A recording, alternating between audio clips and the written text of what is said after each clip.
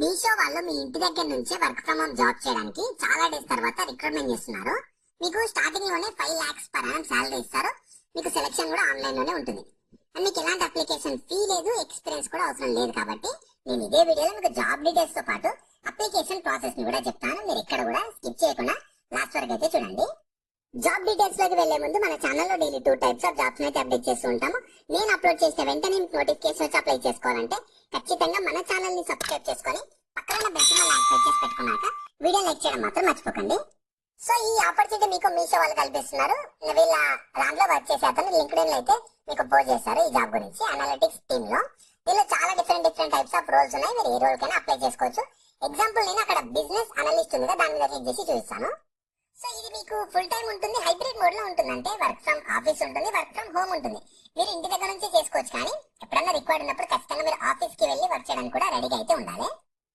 So qualification చూస్తే మీరు BTech చేసినా, ఎంటెక్ చేసినా ఎనీ డిసిప్లిన్ లో ఎలిజిబుల్ ఉంటారు. 2024 లో గ్రాడ్యుయేట్ అంటే కంప్లీట్ చేసిన వాళ్ళు ఎలిజిబుల్ అయితే ఉంటారు. ఇంకా డిఫరెంట్ రోల్స్ ఉన్నాయి కదా, వాటికి కూడా డిఫరెంట్ క్వాలిఫికేషన్ ఉంది. మీరు ఖచ్చితంగా వాటిని కూడా చెక్ చేసుకోండి. నేను లింక్ అయితే కింద డిస్క్రిప్షన్ లో ప్రొవైడ్ చేస్తాను.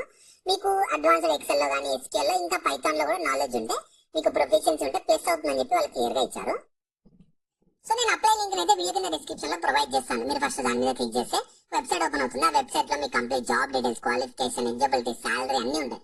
ప్రాపర్ గా చూసుకున్నాక దానిలో మీకు అప్లై లింక్ అని ఉంటుంది. దాని మీద క్లిక్ చేస్తే ఫస్ట్ మీకు కొన్ని లింక్స్ వస్తాయి. దానిలో బిజినెస్ అనలిస్ట్ సెలెక్ట్ చేసుకొని ఇక్కడ అప్లై ఫర్ దిస్ పొజిషన్ మీద జాబ్ మీద క్లిక్ చేయండి.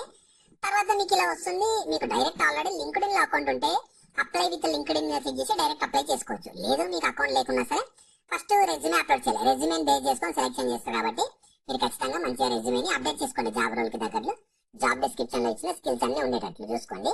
తర్వాత మీ ఫుల్ నేమ్ ఇవ్వండి. దాని తర్వాత మీ ఈమెయిల్ ఐడి ఇవ్వాలి, ఫోన్ నెంబర్ ప్రజెంట్ ఇవి రెండు ప్రజెంట్ వాడుతున్నది ఇవ్వండి. తర్వాత మీ కరెంట్ లొకేషన్, కరెంట్ కంపెనీ మీరు జాబ్ చేస్తుంటే ఇవ్వండి. లేని వాళ్ళు ఎనీ నాట్ అప్లికబుల్ అని చెప్పి ఇచ్చేసేయండి. తర్వాత లింక్స్ అడుగుతున్నారు. లింక్డ్ఇన్ లింక్ కానీ, నౌకరీ కానీ, గిటబ్ ఉంటే ఇవ్వండి, లేదంటే అవసరం లేదు.